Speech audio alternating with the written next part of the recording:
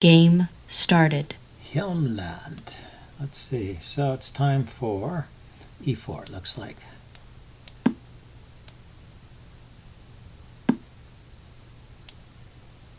Okay, e4 and d6. I don't know what that is. Oh, it could be one of these. Yeah, this is a modern defense, maybe. The knight.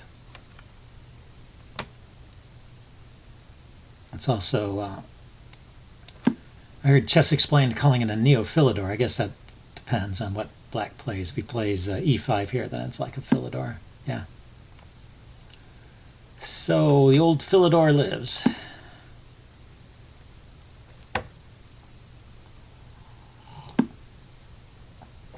Okay, so he's putting pressure on d5, which is sort of undefended.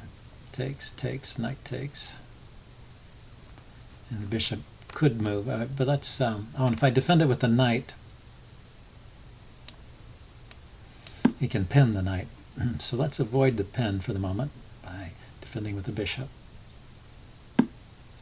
Yeah, so he plays the pin anyway. So the question is, how do I want to deal with that? I mean, I could play f3, but it's not clear I want to. Why don't I just move the queen? I think the queen is good on this square anyway. And I'll play h3. Kick the bishop. And I think black's position is a little bit cramped here, so maybe if I play g4 here, I don't believe it's correct to sacrifice at this point because I haven't committed to kingside castling. And now, okay, there's two attackers on this guy. And how's the best way to defend? The best way to defend is with the knight, and the queen is blocking the knight. Okay, so I end up playing f3 anyway. Oh, man. Okay, but the knight could go to, let's see, a3 to c2, and then I could castle queenside.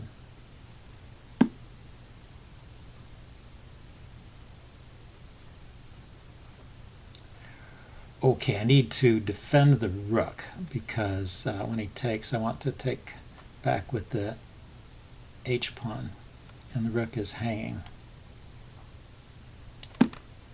So maybe this will do it.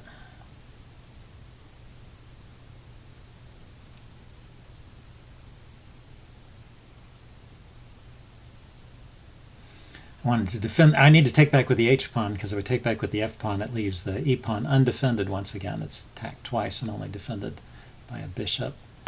And then there was a pin on the h-pawn when the rook was undefended in the corner. Okay, so now he's just developed his queen. So I have the opportunity here. If I had already castled, I could have just played a knight move and defended the rook more naturally with with the other rook.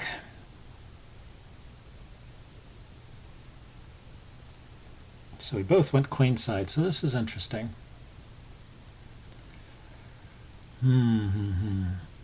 Yeah, I've got a little more space, but not a whole lot. Maybe I should consider pushing on with g5 and asking this knight, where does this knight go? Here, here, here, here, here. It goes back. Goes back to one of these squares. Oh no, now it can go to, now it has h5, which is a good square. If I push on with g5, knight h5, and then it can drop into f4, which is annoying. So I'm going to leave this pawn on g4 to control that square, h4 and f4.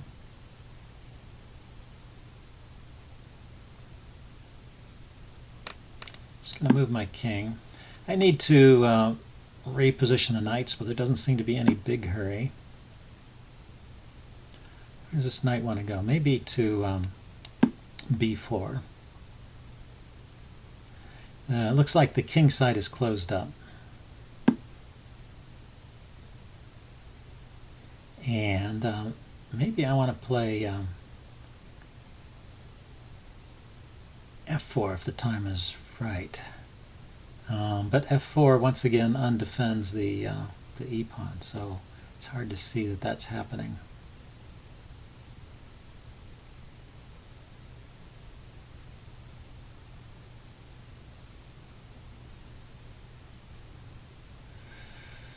So yeah, let's move the knight out of the way. Maybe queen to c2, defending the e-pawn, and knight to d2 or e2 and f4 is an idea.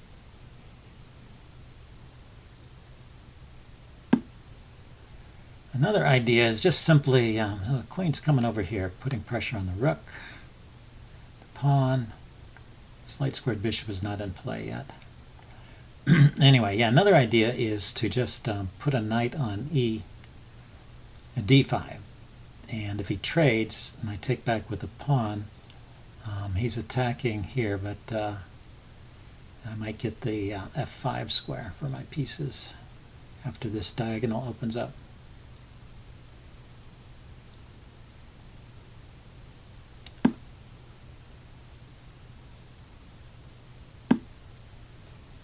Yeah, so he does that, okay.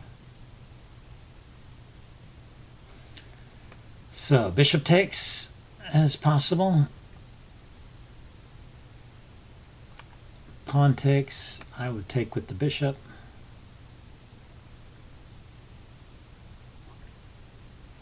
Check. At least I didn't have to think about those moves too much, so they just have to recapture, I think. Okay, now can I make sense of the two rooks? Maybe double them somewhere. It's not, the H-file is closed, so the rook on the H-file doesn't belong there, but maybe somewhere in the center here. Now this is a weak pawn, he could go after it. But maybe rook c2 is an idea. Rook c2, and I can play c4 to defend this pawn. And then I want to do that, and then I can play knight e2 and get this knight out of its wretched position.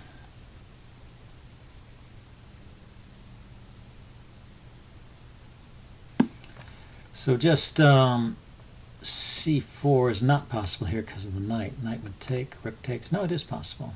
c4, knight takes, rook takes, and the rook is defended. So that's what I'm going to do.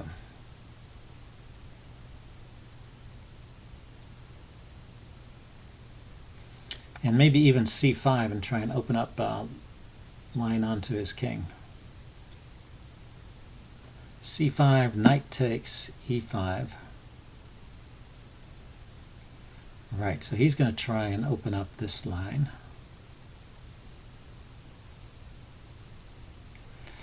Now I could play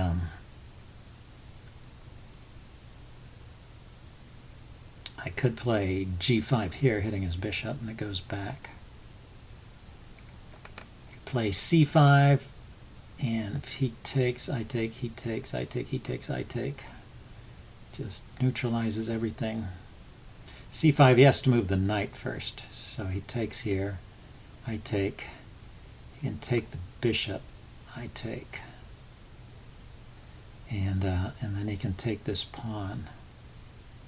I'm threatening to take here with check. So c5, knight takes, pawn takes, threatens rook takes, c7. c5, knight takes d5, pawn takes d6. And I don't think he really has time for taking the bishop.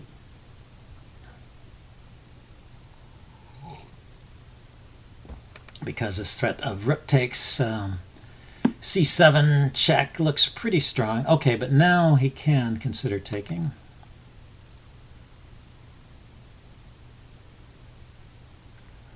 Let's see. So I could renew the threat by playing rook to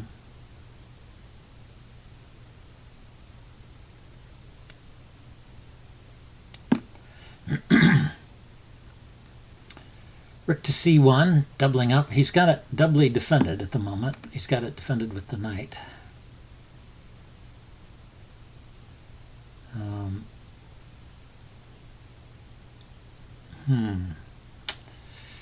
I guess that's not so great. Maybe g4 here. I can't take. Bishop takes, queen takes, or bishop takes, and it's not sufficiently defended.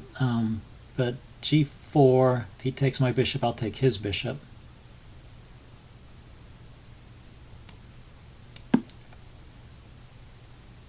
if he moves his bishop, then I can play g5, I can play f4. Knight takes f4. Maybe I can't play f4. Okay, so he decided to take. Oh, because he gets the rook. But I have an intermediate Server move here. announcement. That's the important thing. When the knight moves, I Check. have this check.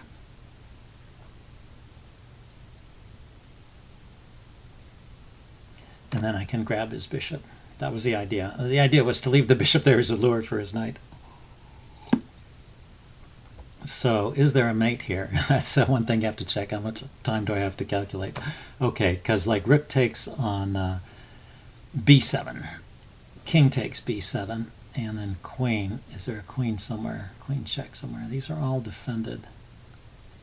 I don't think so. I think I have to take the bishop.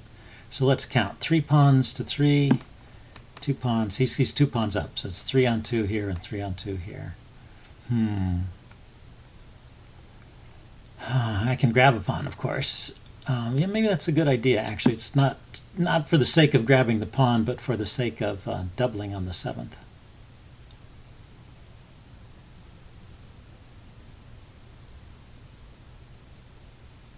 My knight over here on my knight on g1 is a sad piece. It's still at home and never left home.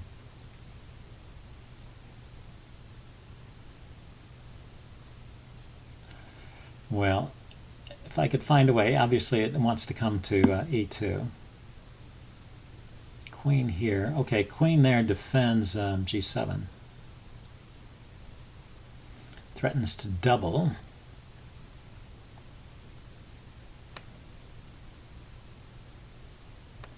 Maybe that, no, I should try and get the knight into the game.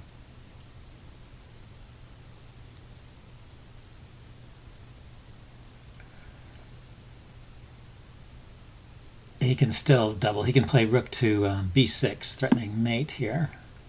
And I need to defend. And then after that, what's going to happen? Now this pawn is hanging, so I can think of taking this pawn.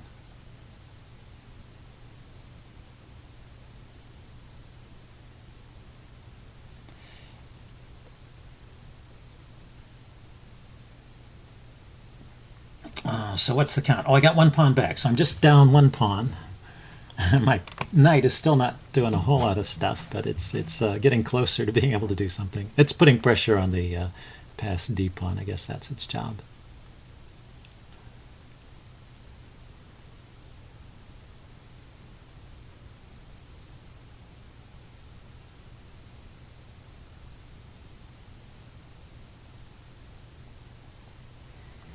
Let's see, are there other things I could do? I could go knight here to there and fork those 2 pieces, but the rook covers that.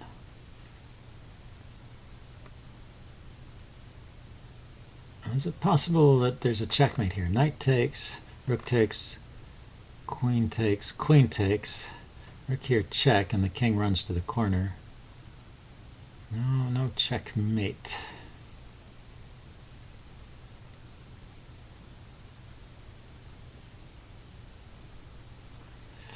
I could do this. I could play rook here to here to here. Rook h7 to h4 to d4.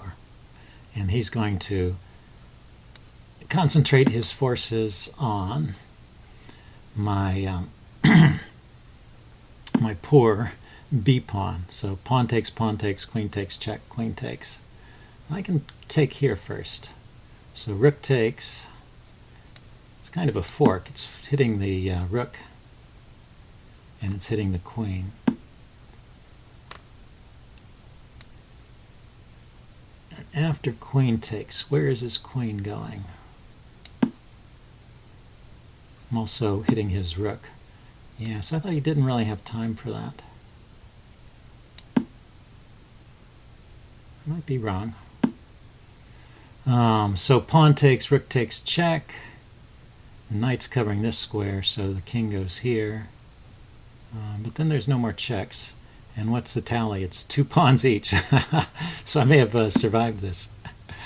This fierce attack may be survivable. It's hard to say. Knight can come to here or here. Rook has no immediate moves. my knight can come to d4. Yeah, he can go there. So that covers the d4 square. And what can I do? If I play my knight here, he's got a check. So let's move my knight. I meant rook there. I was thinking of rook to c3, but he's got rook d2 check, would have picked up the knight. So got to move the knight. These pawns are targets over here, but I have knight to knight e4. Yeah, so he's attacking that pawn. So knight e4 attacks his pawn.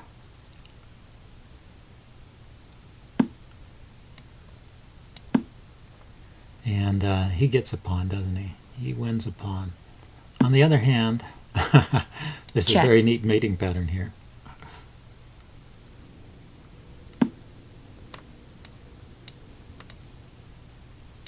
This threatens rook to a1, rook to a5, checkmate. And it also attacks his knight. So that's kind of a cute tactic. Kind of a cute tactic. So let's see. He can defend by checking my king. I will just run away from the checks. And I need to stay away from his knight. I don't want the knight to move with check. Check.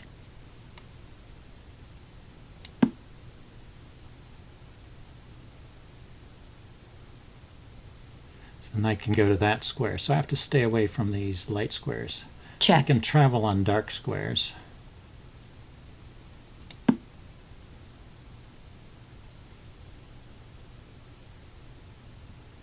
Check.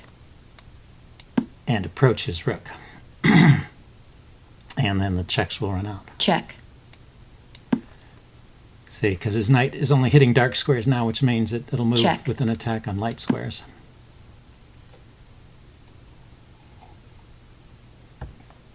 Check.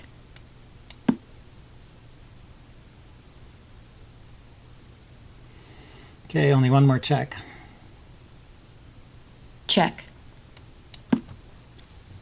And now he's got to go somewhere which is not a check. He's got to go to a7, right? a2, rather. He's got to go to a2 to stop me from playing rook a4. Or he could move his king, but if he moves his king, I'll take the rook. So I think rook a2 is his only move. And I pick up the knight. The sad part is this is probably still a draw because rook and knight against rook is a draw. So even if I win the pawn, it's still a draw.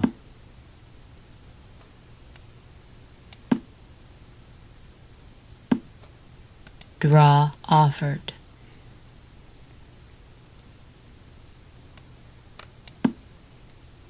It's silly to play out the endgame with draw and draw. And Game drawn. okay, well, anyway, that was a pretty good game. I thought I'm going to upload this and do a postmortem. See you guys later. Bye.